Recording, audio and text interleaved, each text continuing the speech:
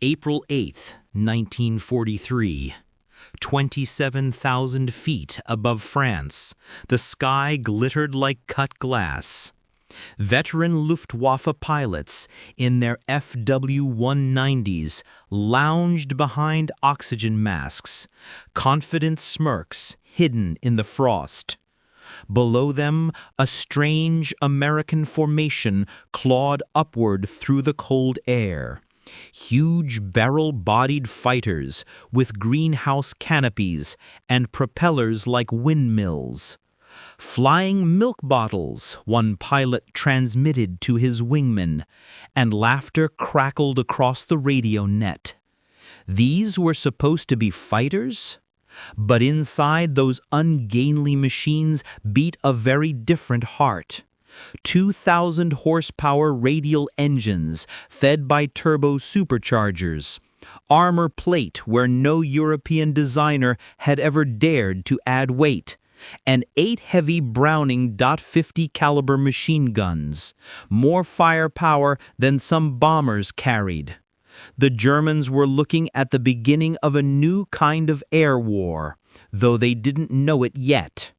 This is the story of how the P-47 Thunderbolt, ridiculed on its debut, transformed from a clumsy curiosity into a high-altitude juggernaut that shredded the Luftwaffe's fighter arm. It's a story of technology, tactics, and industrial willpower converging in the skies over Europe, and of how German laughter turned to fear as America's flying milk bottles rained lead from above. The morning air over occupied France was razor-thin and brittle, the kind of high-altitude cold that made cockpit glass sparkle like ice. In their Focke-Wulf 190s, the veteran pilots of Jagdgeschwader 36 leveled off at 27,000 feet, their breath hissing through oxygen masks. Through the crystal canopy they saw them, strange hulking silhouettes climbing slowly from the west.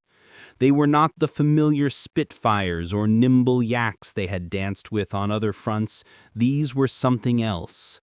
Huge barrel-bodied fighters with canopies like greenhouses, wings that seemed too small for their bulk, and propellers like windmills turning against the pale sky.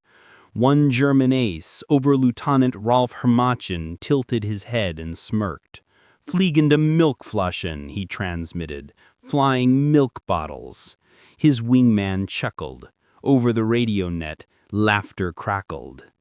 Below them, 16 P-47C Thunderbolts of the 4th Fighter Group lumbered upward, their 2,000 horsepower Pratt & Whitney engines straining to lift 7 tons of American steel into the stratosphere. For the Luftwaffe's hunters, it looked like a gift. They had spent years fighting fast, light opponents. This new machine appeared to be a clumsy mistake, a bomber disguised as a fighter, fat and slow and easy to kill. Yet within those ungainly shapes lay a different kind of philosophy, brute force where Europe prized elegance, firepower where others counted ounces, and survivability where others sought agility. 8.5 caliber Brownings were tucked into those broad wings, their ammunition belts heavy with armor-piercing incendiaries. Each Thunderbolt could deliver 3,400 rounds in sustained bursts, a wall of lead capable of sawing an aircraft in half in seconds. None of this was obvious to the men circling above. All they saw was a massive, awkward silhouette struggling for altitude. Hermachen rolled his Focke-Wulf onto its side, sunlight flashing on the canopy, and began his dive. Below, Major Donald Blakesley, commanding the 335th Fighter Squadron, saw them coming.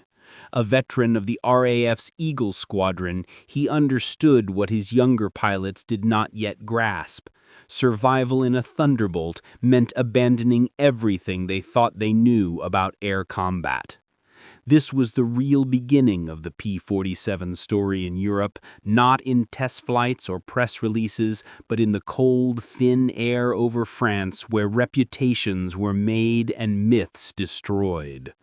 The Germans believed they were about to slaughter a formation of flying mistakes. Instead, they were meeting the first wave of a high-altitude juggernaut built to fight a different kind of war. As the Focke-Wulfs dived, the Americans braced. In the lead Thunderbolt, a young lieutenant's gloved hands tightened on the stick. The cockpit smelled of oil and cold aluminum. His heart hammered. This was his first combat mission, his first time facing real enemy fighters. He remembered the instructor's voice. Don't try to outturn them. Don't try to outclimb them. Use your weight, use your dive, and when you fire, make it count. Above, Hermachon lined up his shot, the dark green shape of the Thunderbolt filling his gun sight. He pressed the trigger. Tracers reached out like fiery beads. The American jerked the heavy fighter into a roll, feeling the controls resist, then shoved the nose down. Gravity grabbed hold and the P-47 dropped like a stone. Speed built instantly, 400 miles per hour, 450, 500. The Luftwaffe pilot followed, but the gap widened. At the bottom of the dive, the Thunderbolt leveled off, engines roaring, and for the first time the German realized the big American machine was not running, it was maneuvering for a kill. The radio net erupted with confused voices. "They're diving faster than we can follow," someone shouted. Another voice cut off in a burst of static. The 8 Brownings spoke, their synchronized thunder rolling across the sky. A Focke-Wulf's wing snapped, fragments tumbling through the clouds. Hermachon pulled up hard, disbelief in his eyes. These flying milk bottles had claws. In the chaos of that April morning, the legend of the Thunderbolt began, not as a graceful duelist, but as a blunt instrument of aerial destruction. What the Luftwaffe thought was a mistake was actually a revolution, a fighter designed for a war of attrition, built to dive like a meteor, absorb punishment like a tank, and unleash a hurricane of lead at the point of attack. The laughter had begun to crack.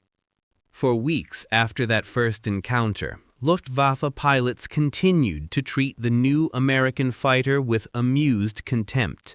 Reports filed to headquarters called it slow, unmaneuverable, unfit for European combat.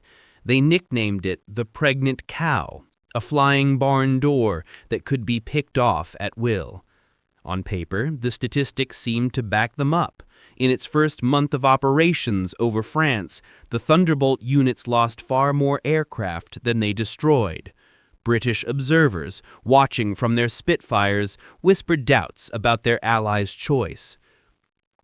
But in the hangars and briefing rooms of the 4th and 56th Fighter Groups, something else was happening. Pilots who survived those early missions began to notice patterns, bullet holes clustered across their wings, yet engines still turning, control cables frayed, yet still functioning, canopy glass shattered, yet armor plating saving lives. The P-47 was a brute, but a living brute. It took punishment that would have torn a Messerschmitt apart and kept flying. Republic Aviation's designers had built a weapon for a war of attrition. At sea level, its big turbo-supercharged engine seemed wasteful, but at 25,000 feet and above, it delivered sea-level power where German engines gasped for air. Its mass, at first a liability, became an asset in a dive, and its 8 heavy machine guns, easily dismissed in European circles obsessed with cannons, proved devastating when fired together for more than a heartbeat. The pilots called it the Jug, short for juggernaut. One young Oklahoma farm boy named Robert S. Johnson would show the world what that meant. On June 26, 1943, returning from an escort mission over northern France, Johnson's P-47 was ambushed by a swarm of Focke-Wulfs. Cannon shells ripped through his aircraft, the canopy exploded, the engine cowling shredded, and hydraulic fluid sprayed his face. Wounded and half-blinded, he tried to bail out, only to discover the canopy track welded shut by an exploding shell. Trapped in a burning, shaking cockpit at 27,000 feet, Johnson did the only thing he could: level the wings and aim for home. Behind him, a lone German fighter closed in for the kill. For several agonizing minutes, the pilot poured cannon and machine gun fire into the crippled Thunderbolt, emptying his ammunition load. Johnson could do nothing but hunch behind the armor plate and pray. When the firing stopped, he looked up through the oil-smeared windscreen and saw the Focke-Wulf pull alongside. The German, young and blond, stared back with an expression of disbelief, shook his head slowly, and peeled away. Johnson's dead aircraft landed at Manston Airfield with more than 200 bullet holes and multiple cannon strikes. It had brought him home. News of the incident rippled outward. American engineers studying the wreck realized even they had underestimated their own machine. German intelligence officers reading pilots' combat reports refused to believe it at first. No fighter could survive that much damage. But witness after witness confirmed the impossible. The milk bottle could take everything the Luftwaffe's best had and still fight on. By midsummer 1943, the tone of Luftwaffe reports was changing. Exceptional high-altitude performance, extreme structural strength, firepower increasingly problematic. What had been dismissed as a clumsy misfire of American design was revealing its true nature. The P-47 was not a duelist, it was a hammer. It could not turn inside a Messerschmitt, but it could dive faster than anything in the sky, hit harder than anything in the sky, and climb back into the stratosphere while its opponent stalled out below. At air bases in England, American pilots were learning to stop trying to fight like Spitfires. Colonel Hubert Zemke of the 56th Fighter Group drilled his men relentlessly. Never turn with them, never fight their fight. Use altitude, use speed, use the dive. Strike, climb, strike again. Boom and zoom, they called it, though many preferred the grimmer nickname, the Thunderbolt turkey shoot. Each week, the learning curve steepened. Gun camera footage showed Luftwaffe fighters literally coming apart under 8 synchronized 50 caliber streams. German pilots who survived described it as flying into a wall of lead. The Jug was beginning to live up to its name. And yet, in those months of 1943, it was still only the beginning. The real transformation, from mockery to terror, was still ahead. The summer of 1943 became a season of brutal lessons for both sides. In briefing rooms at Debden and Horsham St. Faith, American pilots stared at maps of northern France, hands trembling slightly as they traced their routes. They were new to combat, young men who had trained on sunlit fields in the Midwest and now found themselves flying at 27,000 feet with frost clinging to their oxygen masks.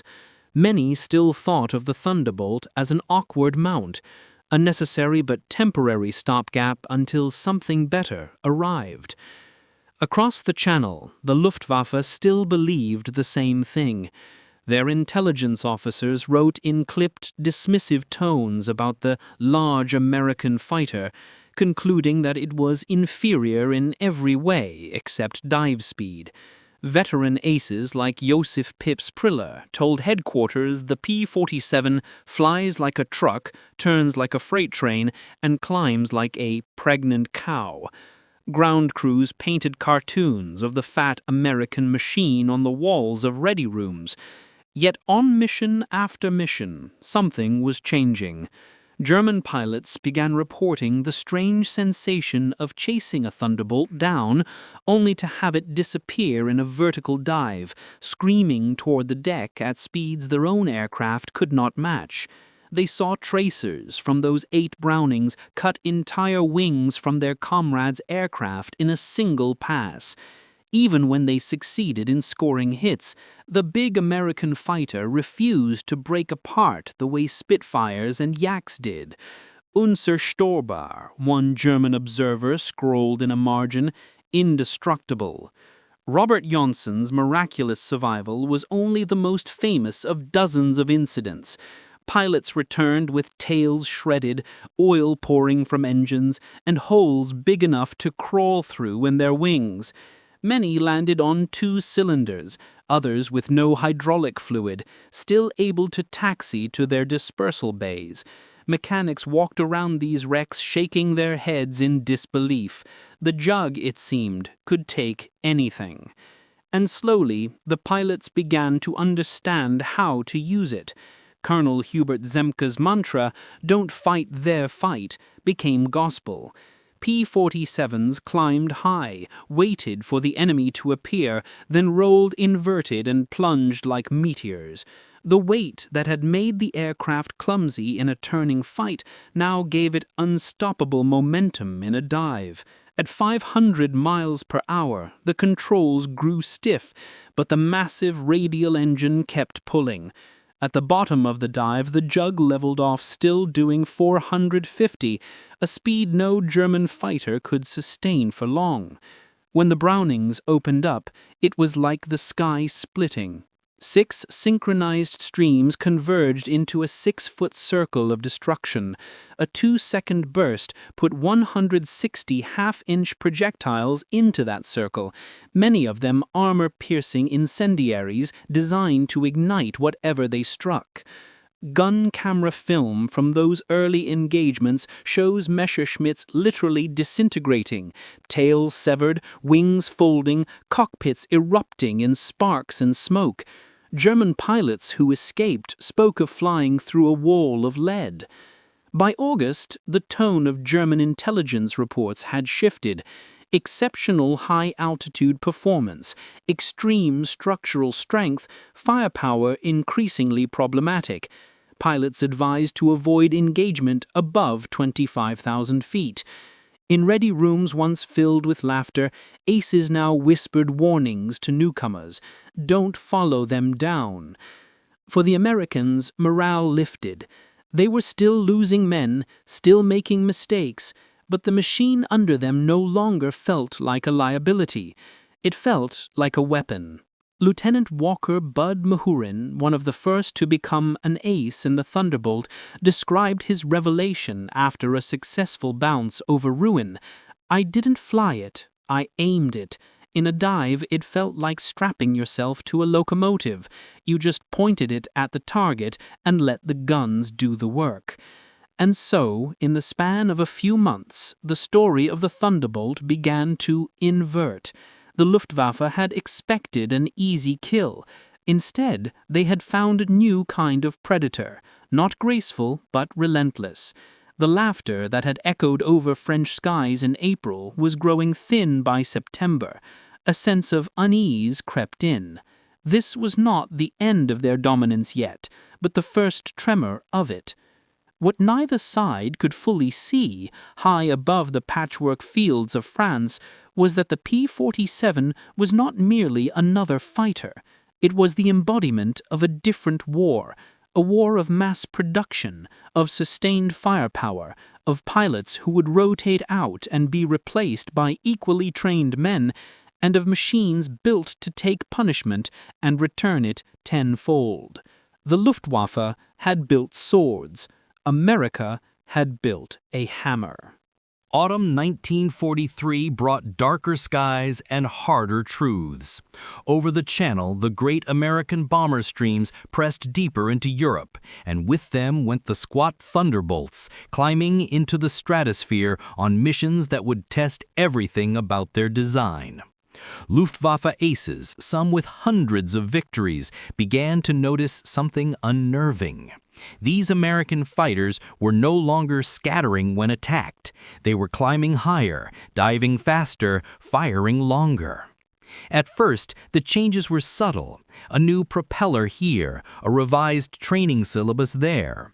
But to pilots like Robert Johnson and Hubert Zemke, it felt like a transformation. The big Hamilton Standard paddle blade propeller fitted to new P-47Ds bit into the air with a deeper roar and gave the heavy fighter a surge of climb and acceleration. Drop tanks appeared under the wings, extending their reach beyond what German pilots had been led to believe possible. Now, when Thunderbolts escorted bombers, they stayed with them longer and fought harder at altitude. On October 8, 1943, the Luftwaffe lost one of its most celebrated aces, Hans Philipp, in combat with P-47s over Bremen. He had survived the Eastern Front, flown more than 500 missions, and earned 206 victories. Yet in the thin air above Germany, his Focke-Wulf gasped for oxygen as the turbo-supercharged jugs dove from 32,000 feet. In Robert Johnson's gun camera footage, Phillips' fighter is seen erupting in flashes before breaking apart. For the Luftwaffe, it was a shock. If their best could be snatched from the sky by these flying cows, what chance did the average pilot have? Reports to Reich Marshal Goering began to change tone.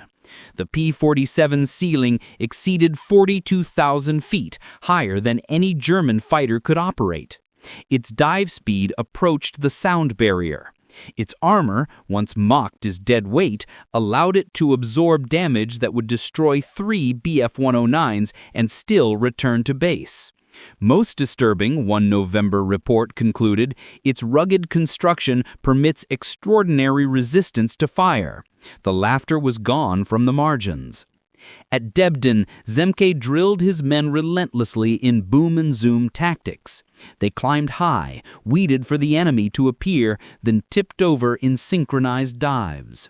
In one practice mission, a flight of Thunderbolts fell on a formation of towed targets and shredded them so completely the range officers had nothing left to recover. That, Zemke told them, is what you will do to the Luftwaffe. By the end of 1943, the statistics reflected the shift. Loss rates in the P-47 dropped even as kills climbed. Gun camera film from the autumn missions showed Focke-Wulfs and Messerschmitts disintegrating under 8 synchronized 50s at convergence distance. German survivors spoke of aircraft cut in half or exploding in mid-air after only a 2-second burst. On the ground, mechanics grew used to patching up bullet-riddled jugs and sending them out again the next day. They were like flying anvils, one crew chief said. You could beat on them and they just kept going. For pilots, confidence blossomed. They no longer felt like guinea pigs in an untested design. They felt like knights mounting a war horse built to win. In Luftwaffe ready rooms across France, the mood had shifted from amused disdain to wary respect. Aces advised novices to avoid the big American fighters above 25,000 feet, to never follow them into a dive, to hit once and break off. But the warning often came too late. The jug's power and firepower had begun to bend the curve of the air war. As winter approached, the flying milk bottle had completed its metamorphosis.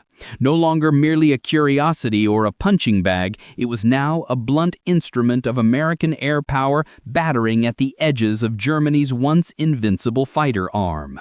The laughter that had echoed over France in the spring had faded into the hiss of oxygen masks and the tight-voiced calls of pilots who understood they were facing something new.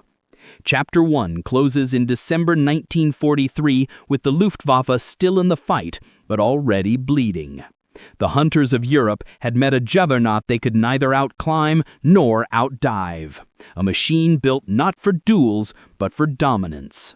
And above the frozen fields below, the Thunderbolt's 8 Brownings heralded a new phase of the air war.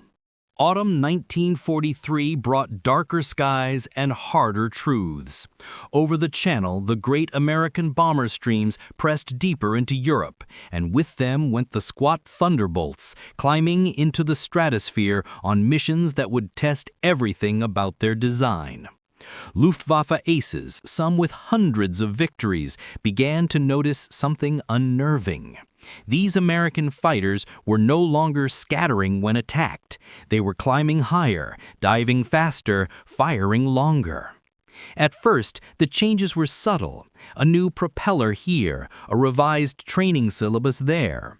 But to pilots like Robert Johnson and Hubert Zemke, it felt like a transformation. The big Hamilton Standard paddle blade propeller fitted to new P-47Ds bit into the air with a deeper roar and gave the heavy fighter a surge of climb and acceleration. Drop tanks appeared under the wings, extending their reach beyond what German pilots had been led to believe possible. Now, when Thunderbolts escorted bombers, they stayed with them longer and fought harder at altitude. On October 8, 1943, the Luftwaffe lost one of its most celebrated aces, Hans Philipp, in combat with P-47s over Bremen. He had survived the Eastern Front, flown more than 500 missions, and earned 206 victories. Yet in the thin air above Germany, his Focke-Wulf gasped for oxygen as the turbo-supercharged jugs dove from 32,000 feet. In Robert Johnson's gun camera footage, Phillips' fighter is seen erupting in flashes before breaking apart. For the Luftwaffe, it was a shock. If their best could be snatched from the sky by these flying cows, what chance did the average pilot have? Reports to Reich Marshal Goering began to change tone. The P-47 ceiling exceeded 42,000 feet, higher than any German fighter could operate. Its dive speed approached the sound barrier. Its armor, once mocked as dead weight, allowed it to absorb damage that would destroy 3 Bf-109s and still return to base. Most disturbing, one November report concluded, its rugged construction permits extraordinary resistance to fire. The laughter was gone from the margins. At Debden, Zemke drilled his men relentlessly in boom and zoom tactics. They climbed high, waited for the enemy to appear, then tipped over in synchronized dives. In one practice mission, a flight of Thunderbolts fell on a formation of towed targets and shredded them so completely the range officers had nothing left to recover. That, Zemke told them, is what you will do to the Luftwaffe. By the end of 1943, the statistics reflected the shift.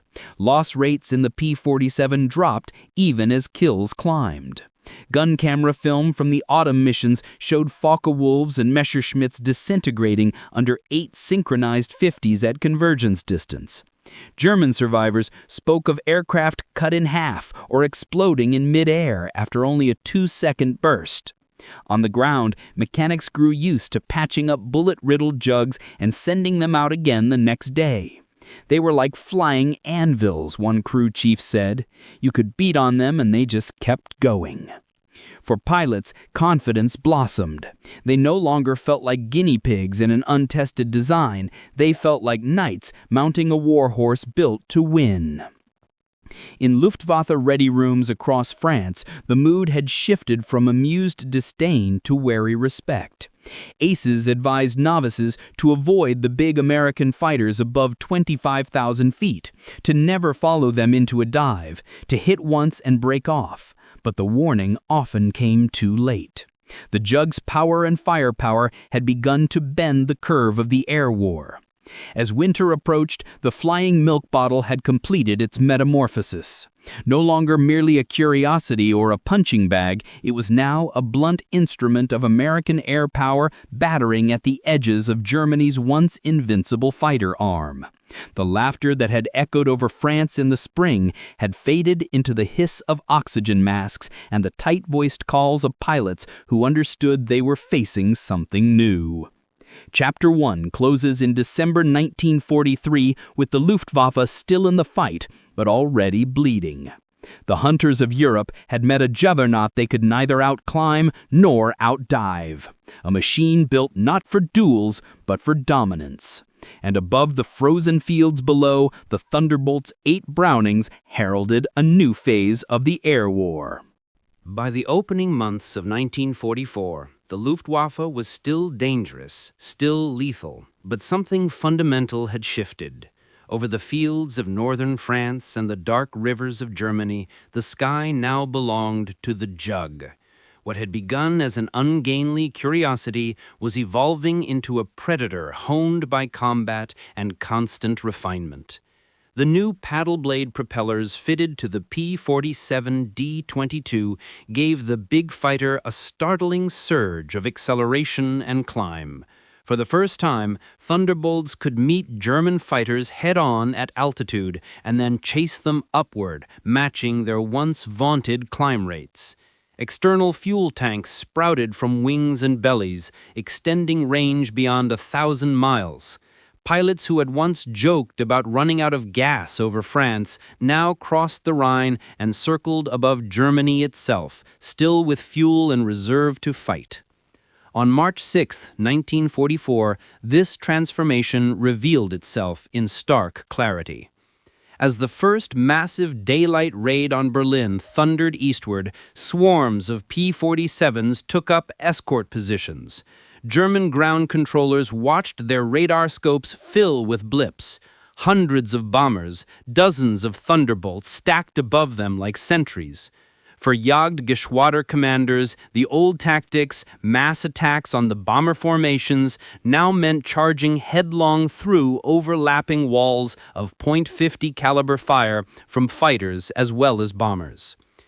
Major Günther Rahl, one of Germany's top aces with 275 victories, later recalled the moment. "We saw them above us, fat silhouettes against the sun. Someone laughed and said, 'Here come the flying pigs.' Nobody was laughing 30 seconds later. They came down like an avalanche, faster than we could react. The first pass destroyed 3 of our fighters. Their guns poured out solid streams of fire. Getting caught in that stream meant instant death." For the Luftwaffe, the very shape of the battle had changed. No longer could German fighters climb above the bombers, dive in, fire, and escape. The turbo-supercharged Thunderbolt was waiting at 30,000 feet and beyond, and in a dive, nothing in the Luftwaffe's arsenal could match its speed. Even the MiG-109Gs and FW-190A's new engines faltered in the thin air above 25,000 feet. The Jug's double wasp roared as if still at sea level. American pilots had internalized Zemke's lessons. They no longer tried to dogfight. They stayed high, rolled inverted, and fell like thunderbolts. At the bottom of the dive, the 8 Brownings erupted, and then the heavy fighter Zoom climbed back into the sky before the Germans could respond. This rhythm, strike, climb, strike again, tore apart the Luftwaffe's veteran cadres. Each loss was not just an aircraft, but an irreplaceable pilot. On the ground, German soldiers and civilians began to recognize the Jug's new voice. The paddle blade propeller tips reached supersonic speeds, producing a deep, hammering roar that could be heard miles away. Ground troops called it Donnerschlag, thunderclap. To them, it meant death from above. Even the Luftwaffe's high command was shaken. Reports arriving at Göring's desk in late winter spoke of dominant fighter-bomber, devastating firepower, exceptional resistance to damage. Recommendations multiplied. Avoid combat above 20,000 feet. Attack only in numbers. Conserve veteran pilots. But the war's arithmetic was already against them. For every Thunderbolt lost, a replacement arrived within days. For every German ace killed, there was no replacement at all. In April 1944, P-47s began carrying two 1,000-pound bombs under the wings and a 500-pounder under the fuselage, an bomb load equal to early war medium bombers. With zero-length rocket stubs fitted, each jug could fire 10 5-inch high-velocity rockets, each the equivalent of a 105mm artillery shell. The Luftwaffe had mocked a flying cow, now they faced a flying artillery battery. Over Normandy's bocage, columns of Wehrmacht trucks, tanks, and horse-drawn wagons learned to fear the jug's silhouette. They came in low, engines roaring, rockets screaming, then the hammer of the 8 Brownings tearing through canvas and steel. A 20-vehicle convoy could vanish in flame and splinters after a single pass. Survivors spoke of a psychological terror beyond the physical destruction, the sound, the suddenness, the impossibility of defense. By D-Day, the Luftwaffe's veterans no longer laughed at the milk bottle. They whispered warnings instead. They called it the jug. And when they heard that thunderclap approaching, many felt the same cold certainty. Survival meant finding cover immediately, if there was cover at all. The summer of 1944 turned the jug from an escort fighter into the blunt instrument of Allied strategy, while the newly arrived P-51 Mustangs began taking over the deepest escort missions into Germany. The Thunderbolt found its true calling as a fighter bomber. The same brute strength and firepower that made it feared in the air now became a nightmare for anything that moved on the ground. Every morning before dawn, airfields in southern England throbbed with the growl of hundreds of radial engines warming up. Mechanics loaded belts of armor-piercing incendiaries into wing bays, fitted bombs beneath the wings, and slung rockets under the fuselage. Pilots climbed into cockpits that smelled of oil, leather, and gunmetal. They weren't just flying fighters anymore, they were flying artillery, fast enough to be anywhere along the front in minutes, powerful enough to smash through even the toughest defenses. In the weeks after D-Day, the statistics were staggering. 9th Air Force Thunderbolts destroyed locomotives, tanks, half-tracks, bridges, and horse-drawn convoys with an efficiency that German generals could hardly comprehend. One German regimental commander, watching his supply column evaporate under a single P-47 pass, wrote in his diary, "It was like being struck by the hammer of the gods. Rockets, bullets, bombs, everything at once." Survivors described the roar of the paddle blade propeller, the screech of diving engines, and then the unearthly tearing sound of the 8 Brownings hammering down. Even the dreaded 88mm flak batteries, which had bloodied Allied bombers for years, struggled to hit the fast-moving Thunderbolts at low altitude. The jug's armor deflected glancing hits. Its massive radial engine, with no vulnerable coolant system, shrugged off damage that would have crippled a liquid-cooled fighter. Crews returned from missions with holes the size of dinner plates in their wings, oil leaking from bullet-scarred cylinders, but still flying. German troops coined a new word, Jabo fever, fighter bomber fever, to describe the stress reaction soldiers experienced when Thunderbolts prowled overhead. Veterans who had faced Spitfires and Hurricanes without flinching found themselves ducking for cover at the sound of the jug's approach. Supply officers shifted convoys to night operations. Entire divisions slowed their movement for fear of the sky. Meanwhile, in the upper altitudes, Thunderbolts still held their own. The new D-25 variant's big propeller and refined aerodynamics gave it a performance that startled even its pilots. Lieutenant Colonel Francis Gabby Gabreski, who would become the top American ace in Europe with 28 victories, described an engagement over Germany. "We hit them from above. 8 Brownings hammering. You didn't just shoot them down, you erased them. A 109 cut clean in half. Tail falling one way, nose another. The pilot never knew what hit him." By late 1944, even the Luftwaffe's experimental jets were not immune. In high-speed dives from altitude, Thunderbolts could catch Me-262s as they slowed to attack bombers or to land. Lieutenant Colonel John C. Meyer became one of the first to claim a jet kill in a P-47, diving from 28,000 feet at nearly 500 miles per hour. His combat report was clinical. Enemy aircraft disintegrated under fire. Large pieces, including both engines, separated from the fuselage. The pilot did not escape. Everywhere the Jug flew, it carried with it the sound of industrial might. Each P-47 sortie consumed thousands of rounds of .50 caliber ammunition and hundreds of gallons of high-octane fuel, all shipped across the Atlantic from factories and refineries running night and day. Replacement aircraft arrived by the hour.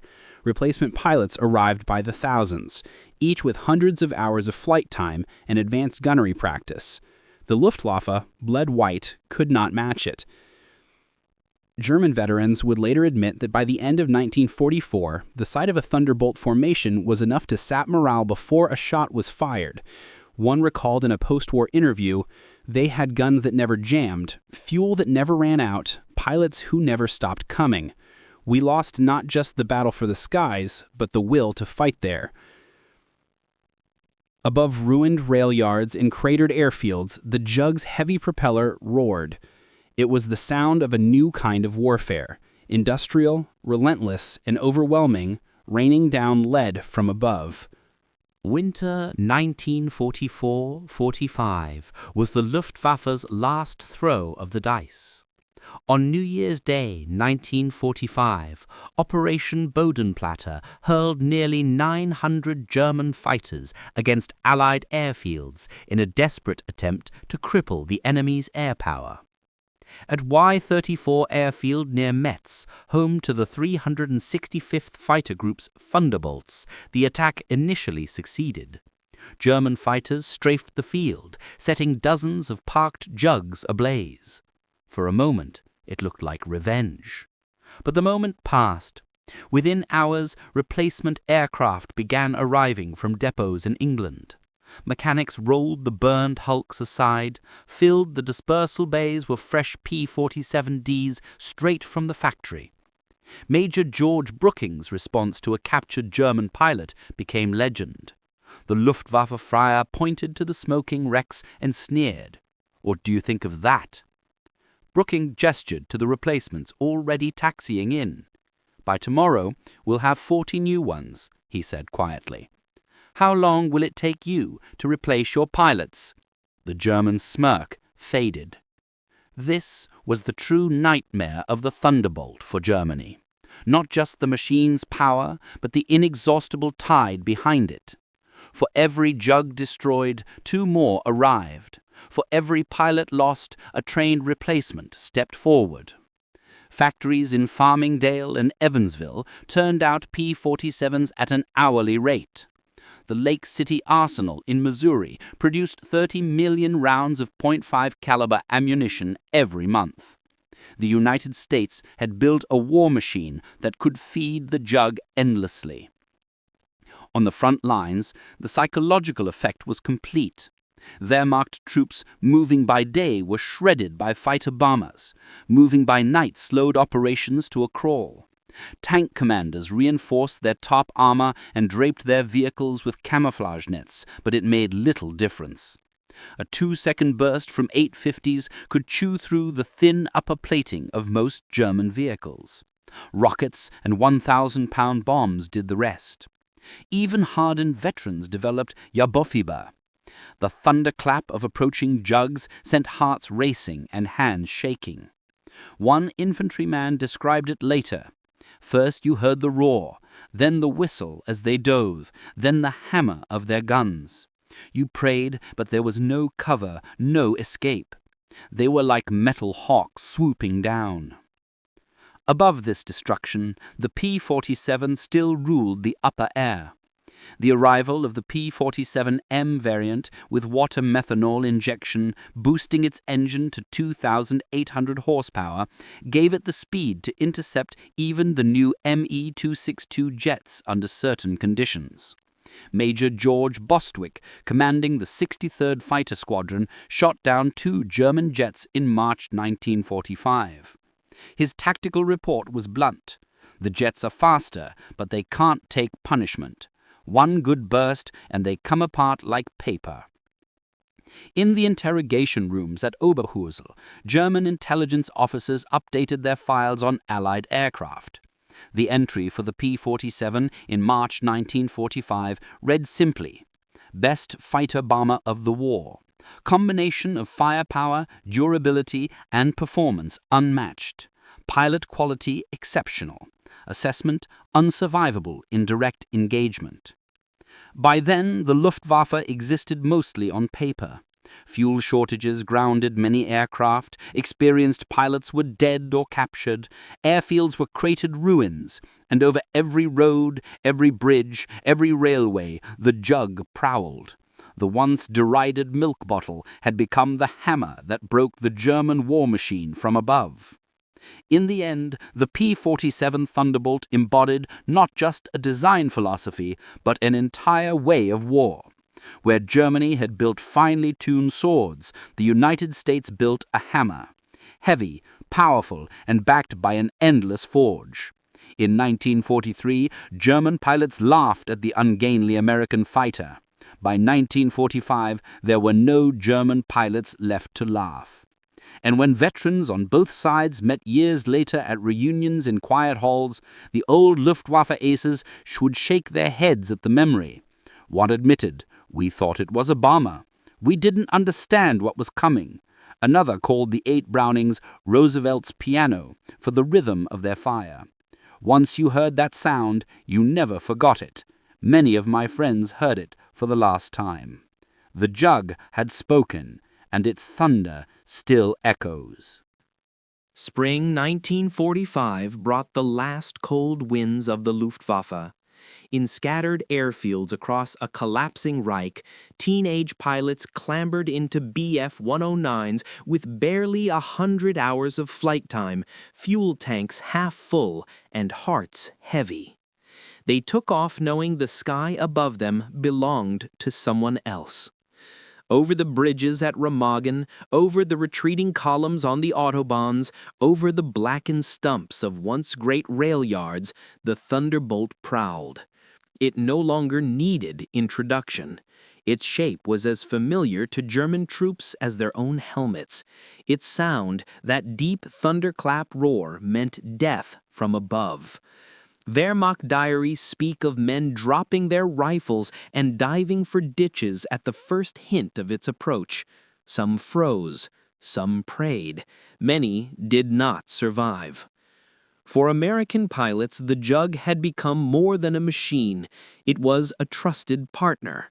They knew its quirks, its weight, the way it dove like a stone and climbed back into the sun like a phoenix. They strapped in each dawn and rose into the thin air over Europe, part of a relentless tide that would not stop until the war was won. The statistics by then were staggering. In Europe alone, Thunderbolt units had flown over 213,000 combat sorties, destroyed thousands of locomotives, trucks, tanks, and aircraft. Their kill ratio in air-to-air combat stood at better than 4-to-1. Behind those numbers lay the story of industrial might. 15,683 P-47s built, an aircraft rolling off a Long Island assembly line every hour. Ammunition poured out by the tens of millions of rounds. Fuel shipped across oceans by the millions of gallons. It was a war Germany could not win. For every Messerschmitt destroyed, another took months to build. For every ace lost, there was no replacement. But for every jug lost, 2 more appeared, with a pilot who had fired thousands of training rounds before his first mission. The Luftwaffe's last intelligence reports read like epitaphs. Best fighter bomber of the war. Firepower devastating, pilot quality exceptional, unsurvivable in direct engagement. In ready rooms where jokes about flying milk bottles had once echoed, silence now reigned. Veterans whispered to newcomers, Avoid them above 20,000 feet. Never follow them into a dive. But the warnings came too late. In April 1945, as the Third Reich collapsed, Feldwebel Klaus Brechtender, one of the last German pilots trained in 1945, flew his first and only combat mission. "I saw them diving from above," he recalled years later. 4 Thunderbolts in perfect formation. "I tried to turn, but they were too fast. The leader fired from 500 meters. My aircraft shook like it was hit by sledgehammers. The engine exploded, the wings separated. I barely escaped. In the parachute, I watched them destroy my entire Staffel. 6 fighters gone in under a minute. The sky rained burning aluminum and bodies." This was the legacy of the Jug. It entered combat as a curiosity, mocked as a mistake. It ended the war as an instrument of annihilation, a hammer forged from American steel and powered by an engine that roared in the stratosphere. It rewrote the rules of aerial warfare, not with elegance, but with overwhelming force. When German and American veterans met decades later in quiet halls, the old adversaries found themselves sharing the same words. Generalleutnant Adolf Galland, former head of the Luftwaffe fighter arm, once said, "We made a terrible mistake in 1943. We saw this big, heavy fighter and laughed. The Americans built a bomber and called it a fighter, we thought. We were the ones who didn't understand. They built an American fighter designed around production, firepower, and survivability. They understood that in a war of attrition, the plane that could take punishment and deliver devastating firepower would win. They were right." He paused, remembering the first time he flew a captured Thunderbolt after the war. The power was incredible.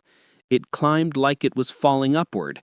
The cockpit was comfortable, the visibility excellent, the controls precise. It was a pilot's aircraft wrapped in armor.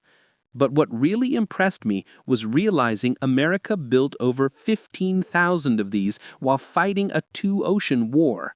Each one required an engine more complex than anything Germany produced. Yet they built them faster than we could build simple fighters. That's when I knew we never had a chance. He smiled faintly at the memory of the sound German pilots had once feared. "Those guns," he said softly. "We called them Roosevelt's piano because of the rhythm they made. Once you heard that sound, you never forgot it.